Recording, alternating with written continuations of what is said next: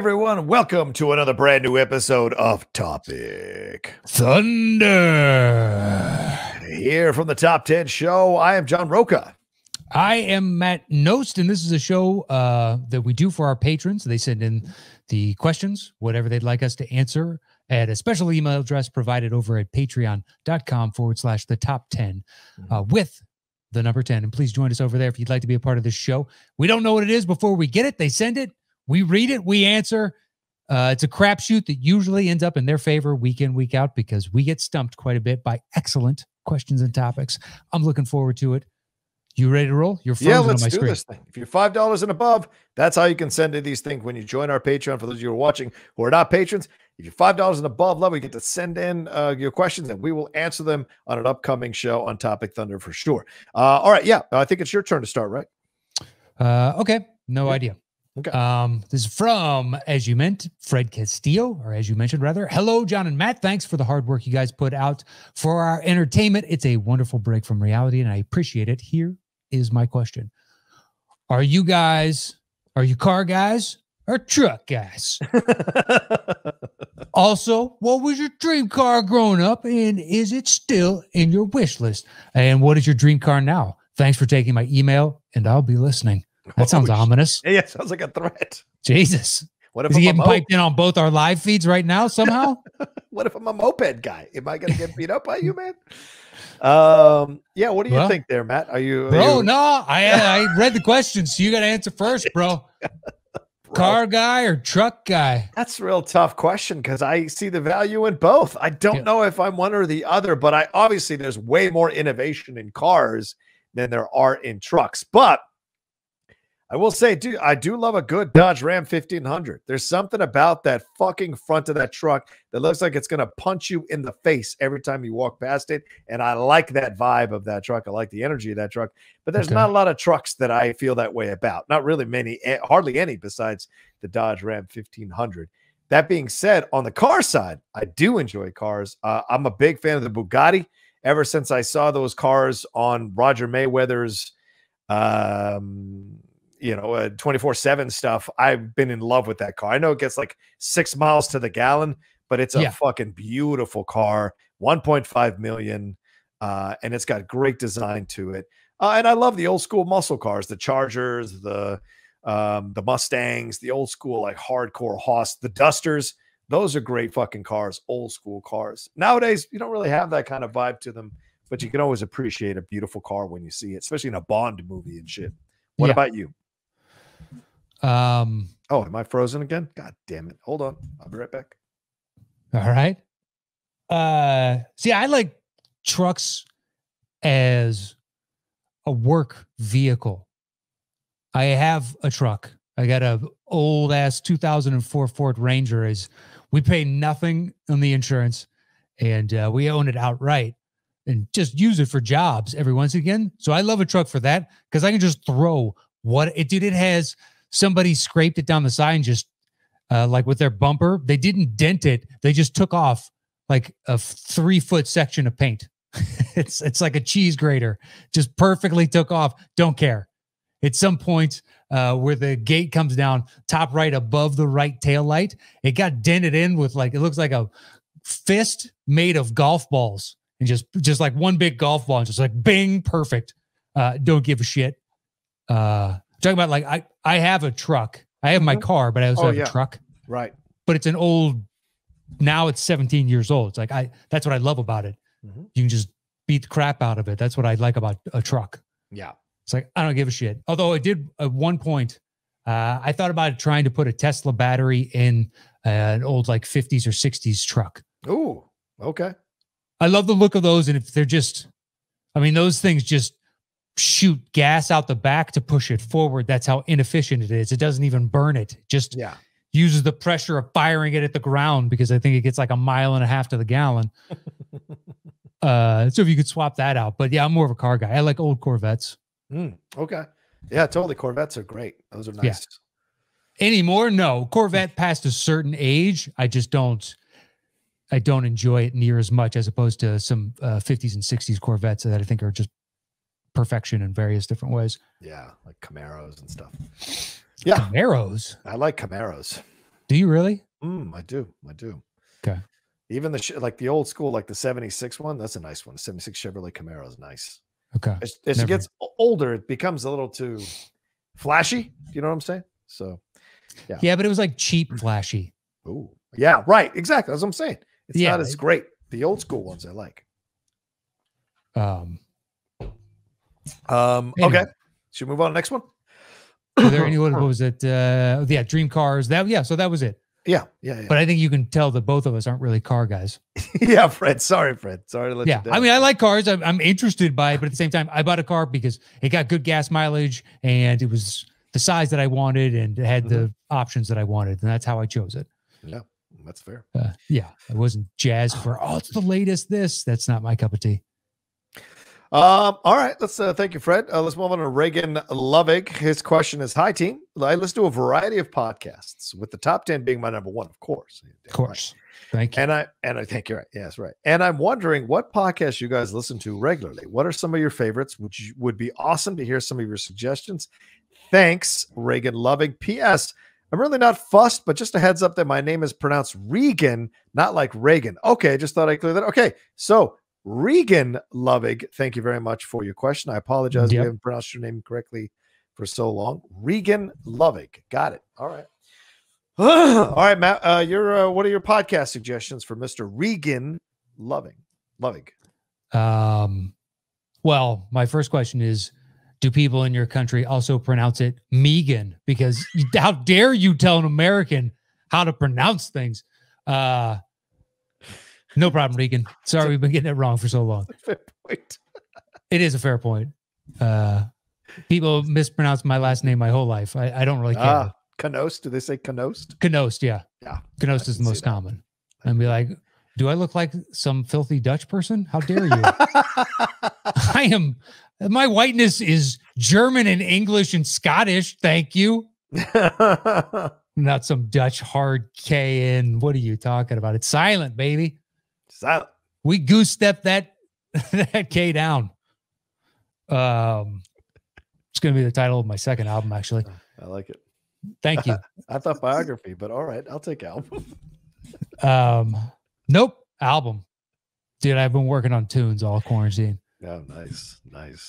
I got beats like you wouldn't believe. Beats. I respect it. Is that how Regan pronounces it? I think Regan pronounces it Beats.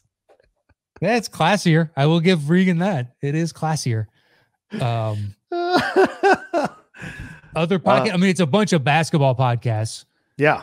And then history podcasts, which I brought up in the past. Those are my primaries. But I don't, now sitting at home, I don't listen to as many podcasts over the past year. It's ironic, like being on the move makes you listen to podcasts, but sitting more so than I do. Yes. Right. But sitting at home, not necessarily a podcast is what you turn to, but some people do. Clearly a lot of our fans do, to listen to us every week. So we appreciate that for sure.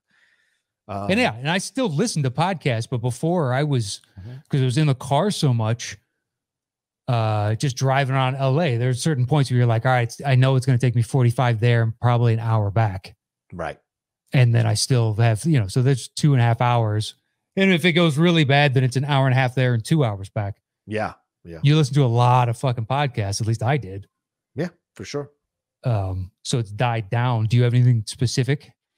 Mine is, I know you didn't say it by name, but I'll chime in. I obviously still listen to the Bill Simmons podcast on occasion. The Low Post is great. Zach Lowe's podcast is fantastic. We talk basketball. I do enjoy Mark Maron's podcast, WTF. If you haven't listened to WTF, they just had Eddie Murphy on there. It was a damn good episode.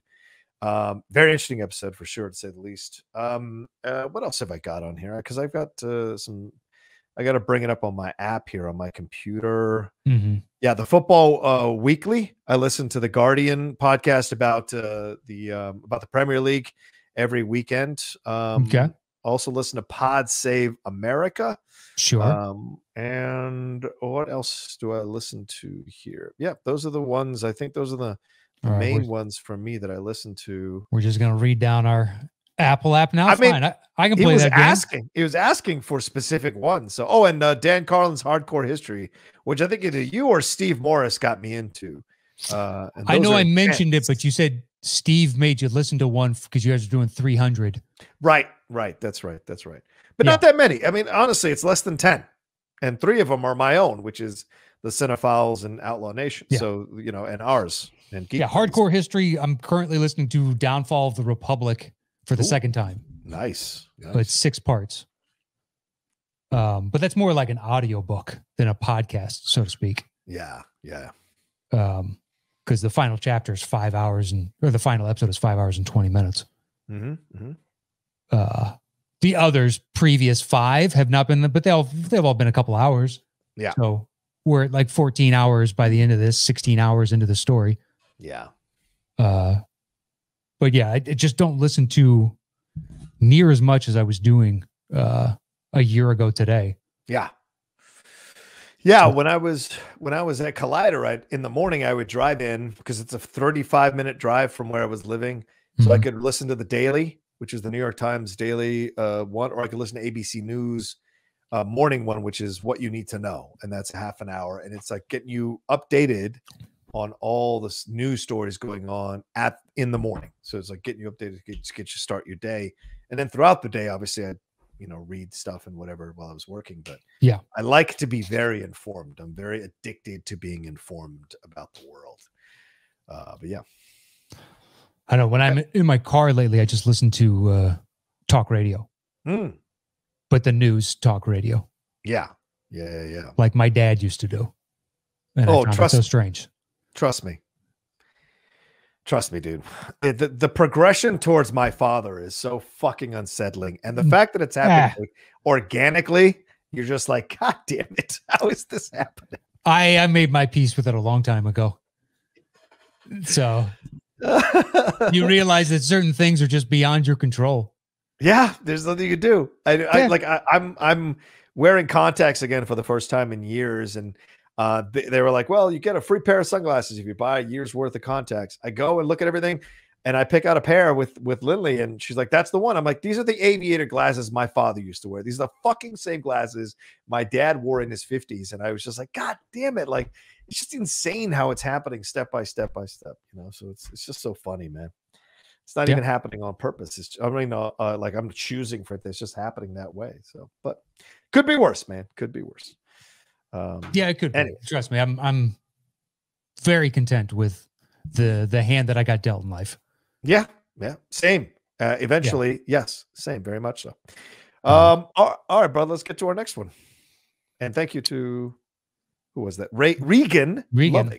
Yeah. How dare you almost get that wrong? I know. I apologize. Say hi to your sister Megan for us. All right.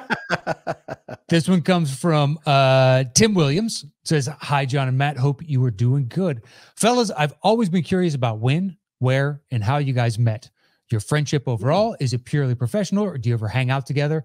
And origin story, the top 10 show. I've pieced together some of these things over the many years listening. Thanks again and stay safe. Timothy R. Williams. Acting as though we left it just breadcrumbs and you've got to figure out this lost like puzzle all on your own. Christian introduced us. Yes. Christian and Ellis, both. Yeah, we met up for coffee. Yep.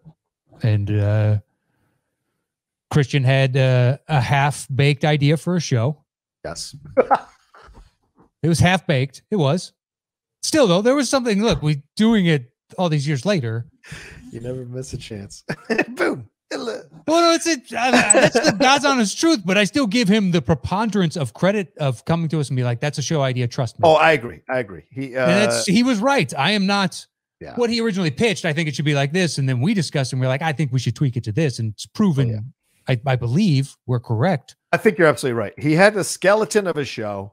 He did. We had to fill in the organs, the flesh, the skin of the show. His was basically count down a top 10 list of movies depending on a topic, which is a no-brainer, but at the same time, there was a complete lack in the marketplace for that. It's a great idea on his part. Sure. Yeah, no way am I slagging off. It's just when he pitched it, I know I instantly went, I was like, how is that engaging for an audience? And how does that sustain?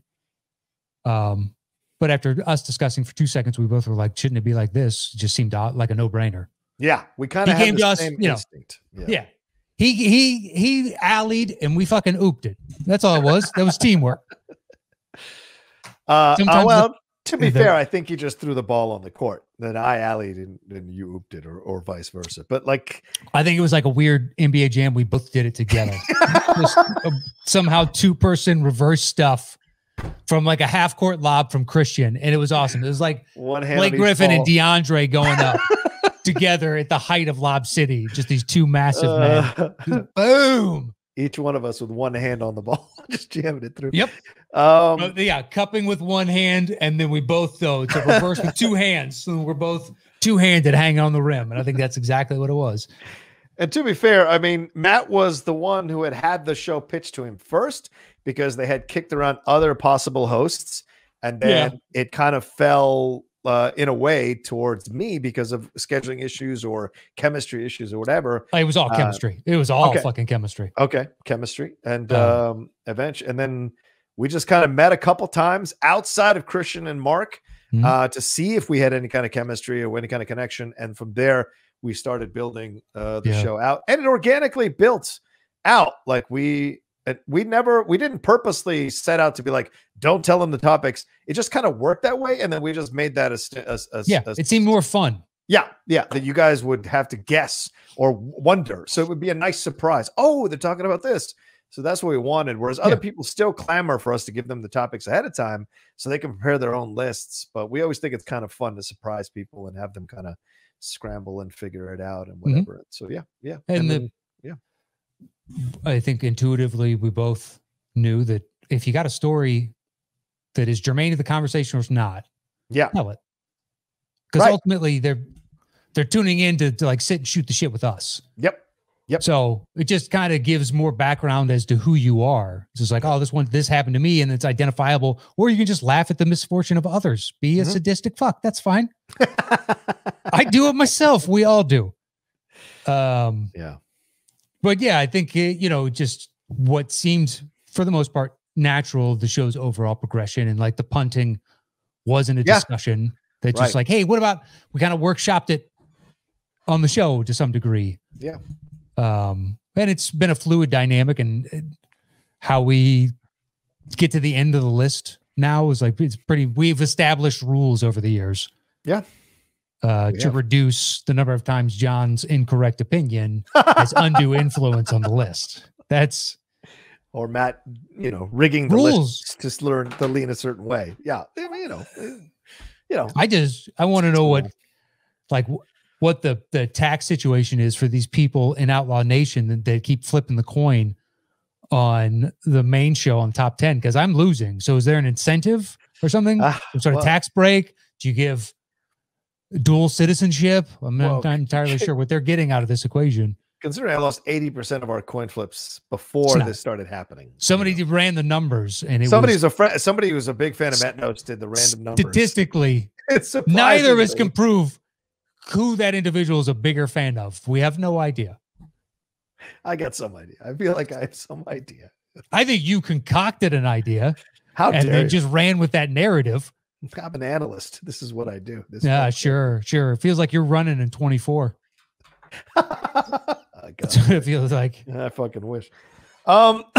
Anyway, and no, but I mean, now of course we don't hang out because Matt's in LA and I'm in San Diego in the past, but it's always been we just meet up and do it, and both of us have very busy lives, and Matt's got his set of friends, I got my set of friends, and so we are definitely friends, and we certainly hang out and do the show. We wouldn't do it this long if we weren't at some level friends, but we just don't need to hang out all the time, and I think it keeps the show fresh because we're telling stories that maybe the other person hasn't heard. And so if we had told these stories and hung out all the time, we wouldn't get to tell the same stories on the show and get the authentic, organic, natural reaction to the story being told. So it works out for us. I agree with that 100%. And plus, as you get older, you just make fewer and fewer like friends that you spend time with. So true. I haven't made one friend since I moved down here, bro. Yeah, because I don't need to. I'm good on some level. And it's like, I go have lunch with them every once and again and dinner with this other person, but it's like it's a set pool of people that we all, I don't know, just the way it worked out. I only see my friends virtually now, doing the Geek Buddies, doing Cinephiles, and doing this with you. Like this is pretty much it. Or the occasional Zoom call with all my friends, which is like once every few weeks. That's pretty much it, and that's okay. That's okay with me. I'm okay with that. I've got my life. I got my girl. We're settled. We're fine. Yeah, I text with people. That's the easiest way to definitely texting. But I don't I've got a few group threads and stuff like that. Mm-hmm. Like, I don't know my neighbors. They probably think I'm the biggest asshole, but I'm just like, I'm not. They're all young. They're in their 20s and 30s, and they want to be friends and hang out in each other's garages and watch shit. And I totally respect that. I did too when I was in my 20s and 30s. But at my age now, man, I just want to fucking chill out, watch what I want to watch, listen to what I want to listen to, hang out with my lady who I never get bored of. And that's what I do. Or sit out in the backyard and fucking read. Like, that's my life. And it's a good fucking life now. I had my time doing all the social shit. I've run around enough. Yeah, exactly. There's a certain point. It's as World Wide West says, you can't chase the night. And there's a certain point where you got to hang it up. You're like, yeah, really do. Yeah, because anybody at our age that's still chasing the night is a fucking mess. Yeah, you're working something out real deep. Even if they've had some sort of because I know people that have, financial career success. Yeah, but they're running themselves ragged, and you're like, you're going to be done in 5 years. Yeah. Like not dead, but just you're going to melt down and you're going to flame out. You need to stop or throttle this back a decent amount. Yeah, exactly.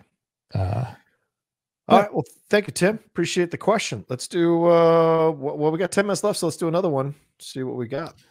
All right. This one's yours. Oh, yeah. I'm sorry. This is from Dominic Greaves. Ooh, it's a long one. Hello, John and Matt. I hope this email finds you well. Congratulations on a successful run with the Golden Ticket. Thank you for using the questions I sent you. To hear them being used throughout the competition was very rewarding. That was Dominic trying to get 10% from us. Is it going to work, Dominic? I recently rewatched Temple of Doom. Dr. Regan, we got to settle our hash there first before we move on to old Dom here. I recently rewatched Temple of Doom. Oh my God, why? A number of years since my last viewing. As a 43-year-old this time around, I had a few good chuckles to myself, wondering such things as, in the world of the film, who designed that mine track? What were the other designs like this? If this was elected the most efficient, effective, and fit for the purpose, did they get much work after this? I know it's a film where people fall out of a plane in a dinghy and survive, but I think there is definite mileage in the Disney Plus series where we follow, say, the Temple of Doom's health and safety officer, pondering whether he's made the right career move. Oh, that's funny. This enjoyable viewing was the first time I here in the UK had seen the version of the film that you will no doubt be familiar with, as back in 1984, the UK censors actively engaged with Spielberg to cut the film to make it suitable for our PG rating. That version then existed on video, TV, DVD, and Blu-ray for us until the early 2010s. Wow. When the censors finally passed it uncut at 12 for every subsequent re-release. I thought that I would prefer the uncut sections of the movie, especially the iconic heart removal scene. Comparisons between the original version and the UK 1984 release can be viewed online. Essentially, you didn't see Mola Ram's hand plunge into his victim's chest, and the scene's running time was shortened.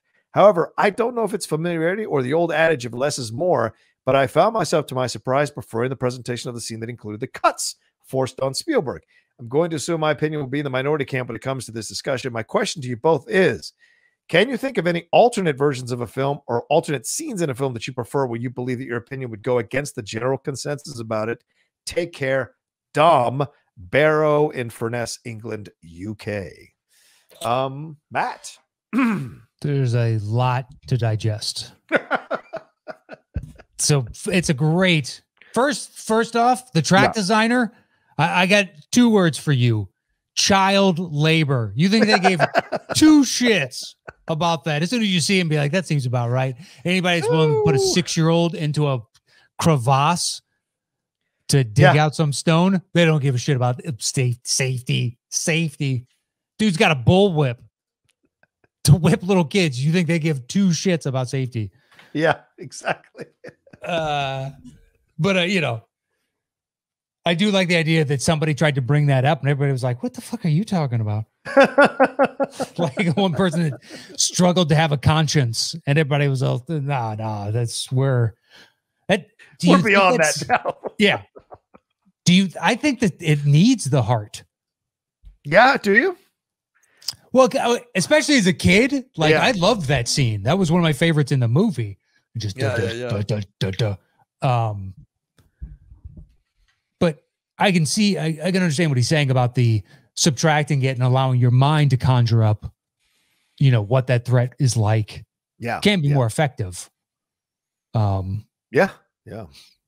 But I always think whatever you experience first is always what you're going to hold on to and be nostalgic about and have a connection to, especially if years later you see a new scene or you see a different thing. It's different than if you get a director's cut, like I don't know, a few months later or a year later, whereas a director's cut 20 years later or 30 years later, it's rarely going to improve the film or scenes are going to enhance it. With the Coppola, like with Apocalypse Now, the original cut is still my favorite cut. And only a couple of extra scenes have I ever seen in the director's cut and the subsequent final cut that I would have included in the film. The French plantation scene, I always think is the wrong scene to put in Apocalypse Now, because we don't need to care about the French. This is a fucking fever dream. To have him go to the French plantation is it just stops the rhythm of the movie completely. I like the scene with the women in the helicopter because that's real shit that they're having conversations about. These guys, you're seeing the progression of their sexual and human frustration at the situation. So that scene always works for me. And then the extra stuff with Robert Duvall's character with the surfboard and all that, where he's trying to get the surfboard back. That shit is brilliant because that even adds more nuttiness to the fucking situation that this air cab dude who's so powerful is freaking out because his surfboard's been taken and he is going to find that surfboard and get it back from Lance wherever he is in Vietnam or Cambodia. So to me, I think there's a certain level of hilarity to that situation overall. Yeah, can you think of alternate versions of a film? It just doesn't happen all that often. Well, something is where you prefer something and the public doesn't, right? That's a weird thing. Yeah, but I mean, he's got a nice thing where something was taken away and then for everybody else, like I can't think of another where a movie was censored here but wasn't censored somewhere else, so someone got to see an illusion made in the film. Yeah. So I was struggling the whole time that you were talking about Apocalypse Now, of trying to find a movie in my head that fit that criteria, and I just couldn't do it. I was struggling. It was upsetting. Don't be upset. Well, upsetting in that I don't know if my mind actively did as well as it could, or because of my old age, my memory is struggling, and I'm not enjoying that fact of it.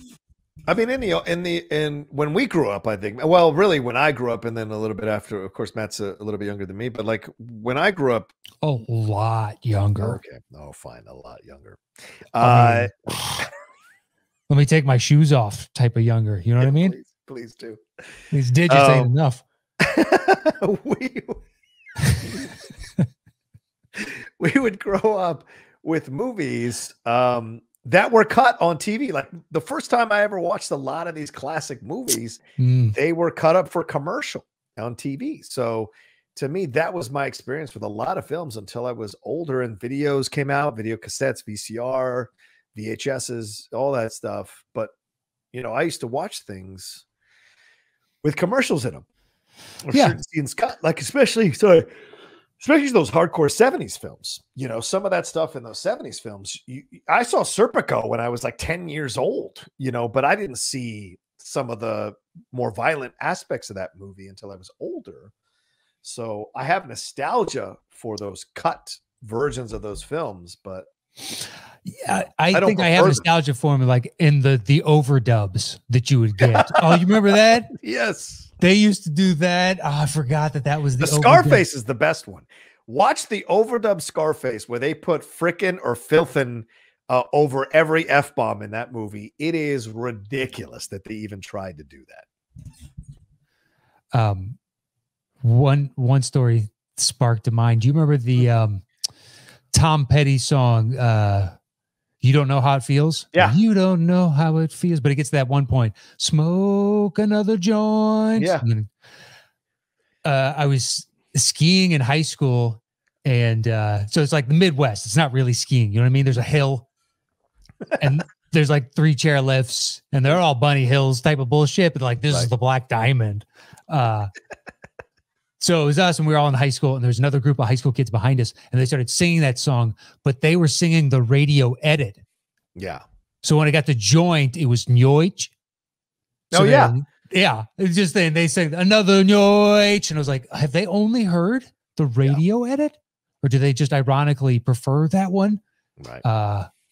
But that's one of the case. That's something I thought of in this. I wonder if they prefer now that radio edited version, because that's the one they sang. And that reminds them of high school.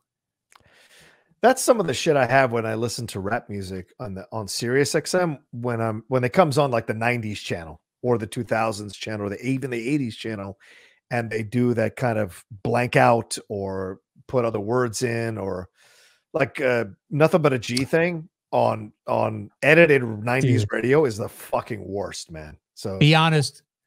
I think your most nostalgic jam is probably Informer by Snow. Informer, sometimes I'm slam. Just fucking grooving in the car. Oh, today's a good day. Totally. A licky boom boom jam. A licky boom boom down. Something's up, something up, a licky boom boom now. You're just fucking just grooving in that Prius. Oh yeah, totally. I get the little thing with the Prius too. I get the little the elevators, so it goes up and down like that. What, hydraulics? What are you talking about? Hydraulics in the Prius.